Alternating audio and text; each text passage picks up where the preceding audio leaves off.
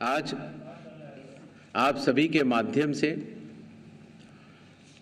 बिहार विधानसभा के आम चुनाव 2025 की तारीखों की घोषणाएं भी होंगी और इस चुनाव में चुनाव आयोग की जो तैयारियां हैं उसके बारे में भी हम आपको बताएंगे।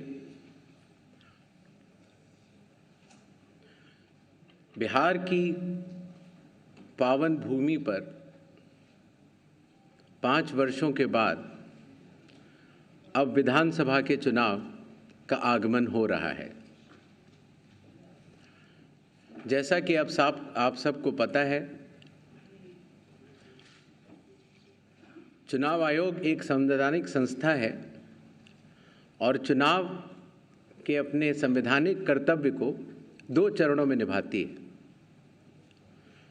पहला चरण मतदाता सूची बनाना और दूसरा चरण चुनाव कराना। जैसा कि आप सबको पता है, 24 जून 2025 से शुरू हुए विशेष गहन परीक्षण के दौर में मतदाता सूची का शुद्धिकरण किया गया। इन्यूमरेशन का पीरियड 24 जून से 25 जुलाई तक रहा। 1 अगस्त को ड्राफ्ट सूची पब्लिश की गई और सभी राजनीतिक दलों को भी दी गई। 1 अगस्त से लेके 1 सितंबर तक क्लेम्स एंड ऑब्जेक्शंस का पीरियड रहा, जिसमें जिसको भी, चाहे वो मतदाता हो, चाहे वो राजनीतिक दल हो, चाहे उनके बूथ लेवल एजेंट्स हों, उनको क्लेम्स एंड ऑब्जेक्शंस देने का भरपूर समय दिया गया। और उसके बाद पात्रता का परीक्षण हुआ और 30 सितंबर को फाइनल मतदाता सूची प्रकाशित कर दी गई। फाइनल मतदाता सूची भी सभी राजनीतिक दलों को दी जा चुकी है और अभी भी अगर उसमें कोई भी इलेक्टोरल रजिस्ट्रेशन ऑफिसर से कोई गलती रह गई हो तो उसके ऊपर जिला अधिकारी के पास अपील फाइल की जा सकती है। और साथ ही साथ किसी का नाम अगर छूट गया हो तो नॉमिनेशन के 10 दिन पहले तक जुड़वा सकता है। नॉमिनेशन समाप्त होने पर जो भी मतदाता सूची फाइनल होगी उस पर चुनाव होंगे और उसके उपरांत कोई भी नाम जोड़ा नहीं जा सकता। अभी हाल ही में चुनाव आयोग की पूरी टीम ने और हम तीनों चुनाव आयुक्त ने बिहार का दौरा किया और दौरा करने के बाद जो सारी चीज़ें समीक्षा के उपरांत आईं, उसके तहत ये निर्णय हुआ कि आज हम आपके समक्ष बिहार के सभी मतदाताओं के लिए, सभी राजनीतिक दलों के लिए चुनाव की तारीखों का ऐलान करें। बिहार में हम लोग सभी राजनीतिक दलों से मिले। सभी जिला कलेक्टर्स, एसपीज, आईजी, डीआईजीज,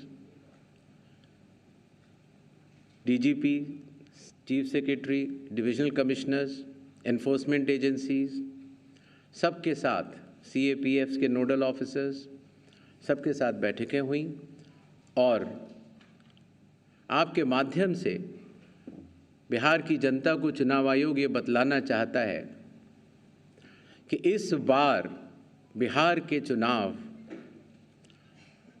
न केवल मतदाताओं के लिए बहुत ही सुगम और सरल होंगे, न केवल पूरी चुनावी मशीनरी तत्परता के साथ मतदाताओं के साथ खड़ी रहेगी, न केवल लॉ एंड ऑर्डर की व्यवस्था पर पूर्ण निगरानी रखी जाएगी, बल्कि शांतिपूर्ण ढंग से, पूर्ण पारदर्शी तरीके से बिहार के होने वाले चुनाव शायद सबसे अच्छे चुनावों के रूप में परिलक्षित होंगे, ऐसी चुनाव आयोग की मंशा है। इसके लिए चुनाव आयोग सभी राजनीतिक दलों का, सभी मतदाताओं का और सभी मीडिया कर्मियों का भी सहयोग अपेक्षित करता है। इसके पहले कि हम तारीखों की तरफ बढ़ें, एक छोटी सी प्रेजेंटेशन है जिससे कि काफ़ी वस्तु स्थिति आप सब लोगों के भी समक्ष आएगी और जनता के भी समक्ष आएगी। Presentation please.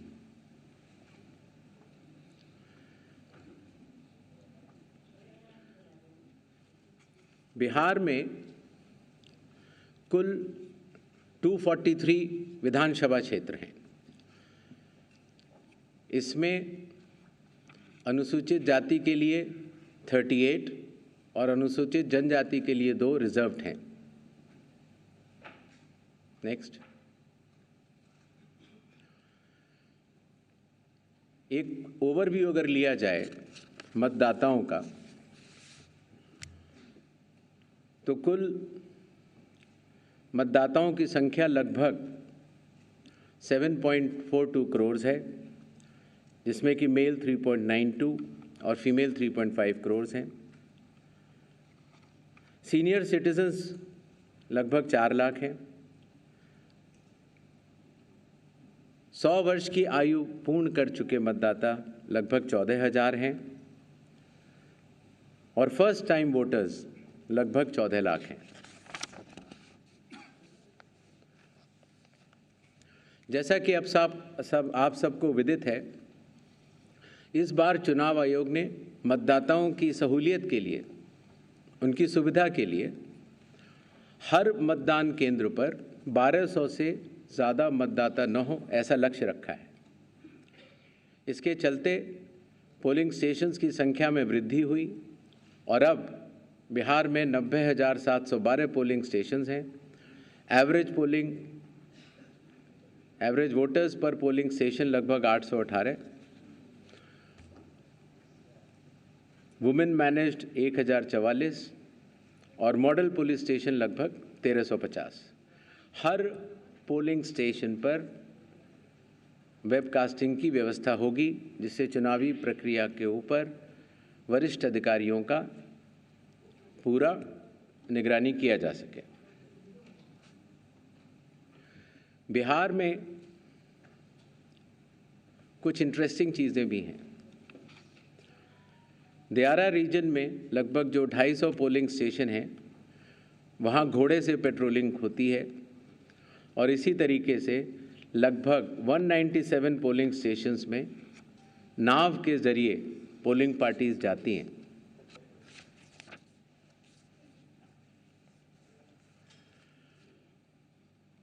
चुनाव आयोग के निर्देशों के अनुसार हर मतदान केंद्र पर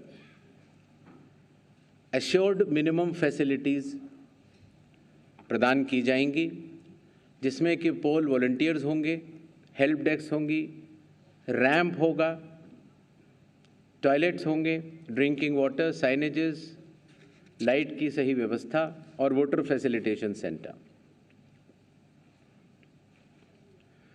जो हमारे बुजुर्ग और दिव्यांग मतदाता हैं, उनकी सुविधा को ध्यान में रखते हुए पोलिंग स्टेशंस ग्राउंड फ्लोर पर होंगे।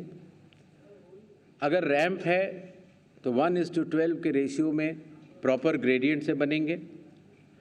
वॉलंटियर्स भी रहेंगे, व्हील चेयर की फैसिलिटीज़ भी दी जाएगी और अगर इनमें से कोई भी 85 प्लस के उम्र के अगर लोग हैं या 40% से ज़्यादा जिनकी डिसेबिलिटी है, अगर वो चाहें तो फॉर्म 12D भर सकते हैं और उसके उपरांत उन्हें होम वोटिंग की सुविधा भी दी जाएगी।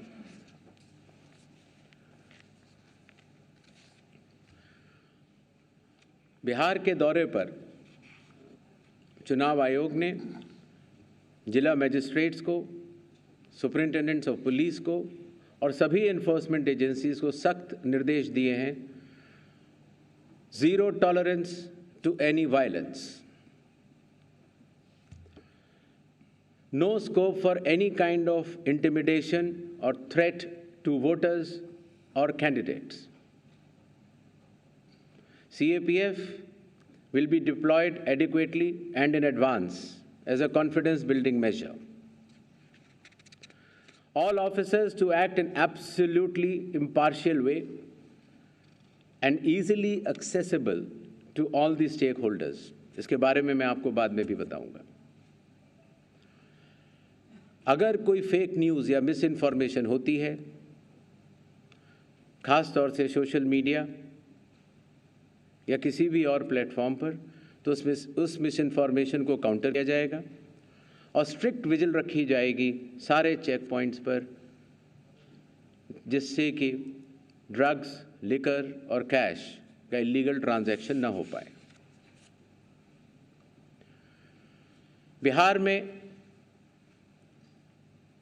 बिहार के पूरी चुनाव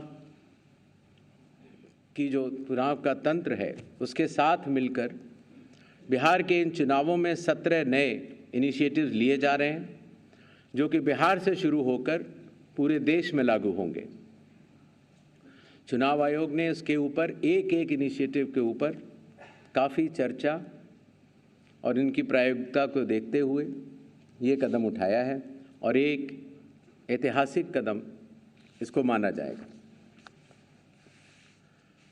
ट्रेनिंग, पहली बार जो चुनाव आयोग का ट्रेनिंग इंस्टीट्यूट है, India international institute for democracy and election management, वहाँ पर बिहार के सभी बूथ लेवल एजेंट्स जो जिला स्तर के थे, बूथ लेवल एजेंट 1, उनकी ट्रेनिंग का आयोजन किया गया। इसी तरह से अब जहाँ जहाँ चुनाव होंगे वहाँ वहाँ बूथ लेवल एजेंट्स 1 की भी ट्रेनिंग IIIDM द्वारिका में की जाएगी। जो बूथ लेवल ऑफिसर्स होते थे, पहले उनकी ट्रेनिंग या तो विधानसभा स्तर पर हो जाती थी या कई बार जिला स्तर पर। तो इस बार हर विधानसभा क्षेत्र के 4 से 5 BLOs को IIIDM में बुलाया गया और उनको चुनावी प्रक्रिया के बारे में अवगत कराया गया, जिससे कि हमें अब जो चुनावी तंत्र है, जो ज़मीनी स्तर का चुनावी तंत्र है, उसमें बहुत ही ज़्यादा बदलाव देखने को मिला। साधारण तौर से पुलिस ऑफिसर्स की ट्रेनिंग भी जिला स्तर पर या राज्य स्तर पर होती थी, लेकिन चूंकि लॉ एंड ऑर्डर एक सेंसिटिव सब्जेक्ट है और ख़ास तौर से जब CAPF जाती हैं तो जिला पुलिस प्रशासन और CAPF का समन्वय भी बहुत आवश्यक होता है। इसके लिए पहली बार पुलिस ऑफिसर्स की भी IIIDM में ट्रेनिंग की व्यवस्था की गई। ये तीनों लॉजिस्टिक्स के हिसाब से और ट्रेनिंग के हिसाब से बहुत बड़े कदम रहे। मतदाता सूची, लगभग 22 वर्षों के बाद बिहार में मतदाता सूची के शुद्धिकरण का कार्य सफलतापूर्वक 30 सितंबर को संपन्न हुआ। लगभग सभी राजनीतिक दलों ने ये मांग की थी कि मतदाता सूची में काफ़ी त्रुटियां हैं और इसको मद्देनज़र रखते हुए ये कदम उठाया गया। हालांकि सोशल मीडिया पर इसके बारे में कुछ बढ़ चढ़कर कहा गया, लेकिन सत्यता ये है कि आज की तारीख में बिहार के 243 इलेक्टोरल रजिस्ट्रेशन ऑफिसर्स ने 90,000 बूथ लेवल ऑफिसर्स के साथ मिलकर 1.6 लाख बूथ लेवल एजेंट्स, जो कि 12 मान्यता प्राप्त राजनीतिक दलों ने नियुक्त किए थे, उनके साथ मिलकर इस सूची को शुद्ध करने का बहुत ही सराहनीय काम किया है और बिहार ने देश को ये राह दिखाई है। चूँकि विशेष गहन परीक्षण में काफ़ी मेहनत ज़मीनी स्तर के अधिकारियों को करनी पड़ी, तो जो रिन्यूमरेशन था, जो BLOs का था और जो बाकी अधिकारियों का था, उसको भी कई वर्षों के बाद बढ़ाया गया और ख़ास तौर से EROs और AEROs का ऑनरेरियम तो पहली बार दिया गया।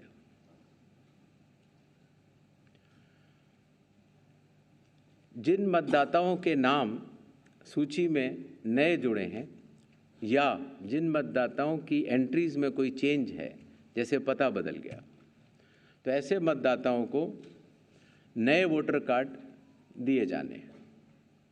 चूँकि पहले कई दिनों तक या कई बार महीने लग जाते थे वोटर कार्ड मिलने में, इसीलिए चुनाव आयोग ने सभी एजेंसियों के साथ मिलकर ये SOP बनाया कि किस तरीके से 15 दिन के भीतर मतदाताओं के हाथ में इलेक्टर फोटो आइडेंटिटी कार्ड, जिसको सामान्यतः वोटर कार्ड कहा जाता है, वो उनके हाथ में आए। इसी तरीके से जो हमारे बूथ लेवल ऑफिसर्स हैं, जब वो मतदाताओं के घर घर जाते हैं तो उनको भी पहचान पत्र पहली बार चुनाव आयोग ने डिज़ाइन भी किया और उनको दिया भी। कंडक्ट ऑफ इलेक्शंस जो आने वाला है,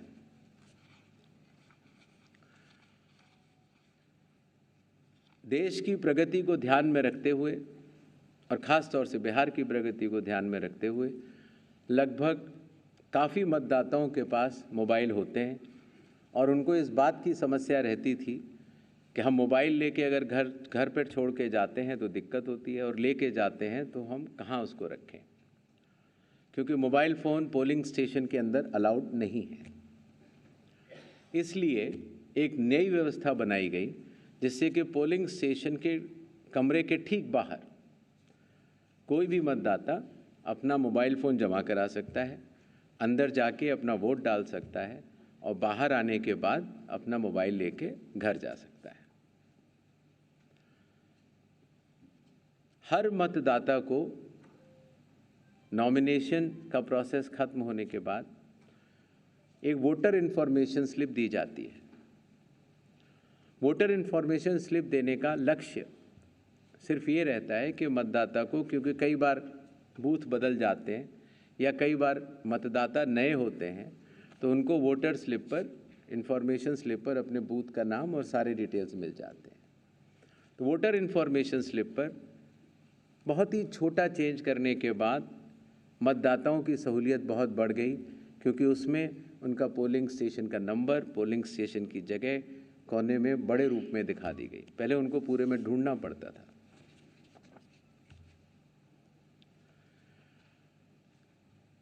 चुनाव आयोग की लगभग विगत कई वर्षों से एक एक करके ऐप्स बनती चली गई और लगभग 40 ऐप्स आज की तारीख में चुनाव आयोग के पास है। तो इन सबको एक जगह समन्वित करते हुए, क्योंकि हर मतदाता या हर स्टेक होल्डर हर 40 ऐप को डाउनलोड नहीं कर सकता, तो ECI नेट जैसी मदर ऑफ ऑल ऐप्स का एक लक्ष्य रखा गया और ECI नेट में अब धीरे धीरे करके सारी ऐप्स आ चुकी हैं और इसका प्रोग्रेसिव इम्प्लीमेंटेशन भी वन स्टॉप डिजिटल प्लेटफॉर्म के रूप में बिहार से शुरू होगा। पोलिंग स्टेशन में मैं आपको बता चुका हूं, जिससे कि क्यूज़ लंबी न हो और मतदान के समय में मतदाताओं को सहूलियत भी रहे और ख़ास तौर से मतदान के आखिरी घंटों में ज़्यादा भीड़ न हो, इसके लिए संख्या 1200 निर्धारित की गई। कैंडिडेट्स के बूथ पहले मतदान केंद्र से काफ़ी दूर तक लगाए जाने के निर्देश थे, जिससे कि कैंडिडेट्स को भी और मतदाताओं को भी काफ़ी असहूलियत होती थी। और इसीलिए जो पॉलिटिकल पार्टीज़ के संग ज़मीनी स्तर पर EROs की मीटिंग हुई, DMs की मीटिंग हुई, CEOs की मीटिंग हुई, उनसे मिले सुझावों के अनुरूप लोक प्रतिनिधित्व कानून के अनुरूप 100 मीटर की दूरी तक हर कैंडिडेट अगर चाहे तो अपने बूथ्स लगा सकता है।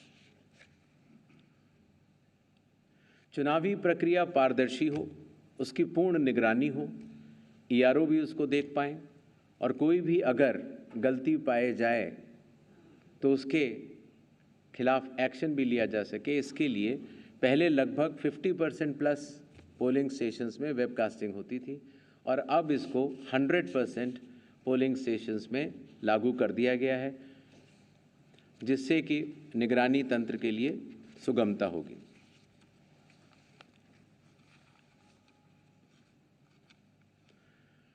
कई बार प्रत्याशियों ने ये शिकायत की थी कि जो हमारी फ़ोटो होती है वो चूँकि ब्लैक एंड वाइट में आती है और जमा तो कलर्ड करते हैं तो वो पहचान में नहीं आती और काफ़ी हतोत्साहित उनको होना पड़ता है जब वो ईवीएम में उनकी फ़ोटो अच्छी नहीं आती है। तो छोटा सा कदम, लेकिन इसमें फिर चुनाव आयोग ने निर्णय लिया कि एक तो फ़ोटो कलर्ड लगाई जाएगी और साथ ही साथ जो सीरियल नंबर होता है उसका फ़ॉन्ट भी बड़ा किया जाएगा, जिससे कि प्रत्याशियों की पहचान भी आसानी से हो जाए और मतदाताओं को सुविधा भी हो। काउंटिंग, कई बार जब मॉक पोल होता है तो मॉक पोल के समय मॉक पोल का डेटा डिलीट करना प्रिसाइडिंग ऑफिसर्स भूल जाते हैं और इसीलिए जब काउंटिंग होती है तो फॉर्म 17C और काउंटिंग यूनिट का मिलान नहीं हो पाता। ऐसे केस में किसी भी शंका को न रखा जाए, इसलिए जब भी 17C या वीवीपैट में मिसमैच होगा तो उन ईवीएम से रिलेटेड वीवीपैट्स की पूर्ण गिनती की जाएगी। इसी तरीके से ये भी एक मांग सभी राजनीतिक दलों की थी कि पोस्टल बैलेट्स की गिनती पहले शुरू की जाए और पहले ख़त्म की जाए। तो इसलिए चुनाव आयोग ने पारदर्शिता के लिए भी और इसके लिए भी, जिससे कि पोस्टल बैलेट्स पर पूर्ण ध्यान दिया जाए उनकी गिनती पर और कोई जल्दबाजी भी न की जाए, तो ईवीएम के लास्ट 2 राउंड से पहले पोस्टल बैलेट की गिनती समाप्त करना अनिवार्य होगा।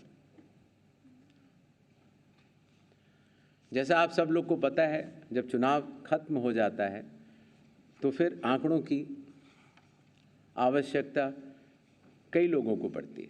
मीडिया को भी होती है, एनजीओज़ को भी होती है, सिविक सोसाइटीज़ को होती है और आम जनता को भी होती है।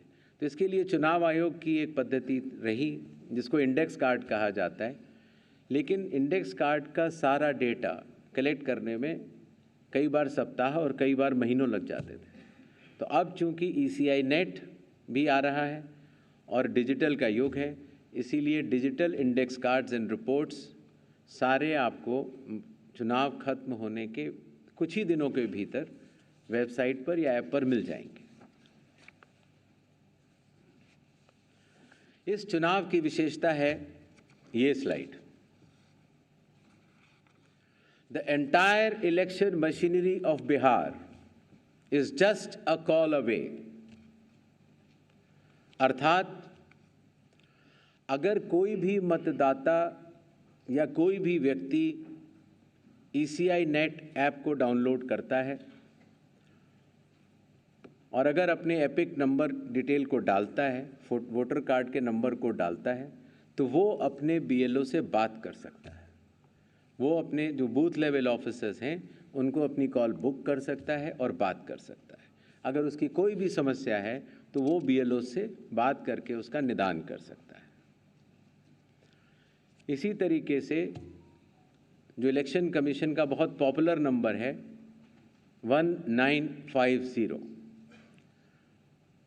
आपको भी कोई भी बिहार का मतदाता अगर इस समय बिहार से बाहर है तो भी उसको सिर्फ +91 अगर मोबाइल से आप डायल करते हैं तो +91 जो इंडिया का कोड है वो लगाना है।